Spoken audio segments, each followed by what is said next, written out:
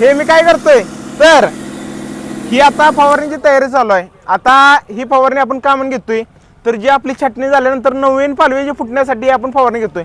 आता या फवारणीला आपण काय काय घेणार आहे तर बुरशीनाशक साप, त्यासोबत 19-19-19, त्यासोबत तिसरं कंटेन आहे हमला आणि चौथा असणार आहे आपला ॲग्रीझाईम। आता हे आपण का म्हणून घेतोय तर 19-19-19 मुळे जे आपले नत्र स्फुरत पालाचे एक प्रमाण असते, त्यामुळे झाडाची पुरेपूर वाढ होते, नवीन फुटवणी येण्यासाठी मदत होते। त्यासोबत आपण काय घेणार तर साप म्हणजे कसं जेव्हा आपण कट करतो तेव्हा ती स्पेशी राहते ओपन, त्या स्पेशीमध्ये कुठली बुरशी जाऊ नये म्हणून आपण साप वापरणार आहोत। सापामध्ये कंटेन किती 2 कार्बोडिझम आणि मानकोजेब। त्यासोबत आता तिसरं आपण काय घेणार हमला 550, त्यामध्ये कंटेंट कुठला तर क्लोरोपायरिफॉस, त्यामुळे काय होतं जी काही कीड असेल ती पूर्णपणे नष्ट होते।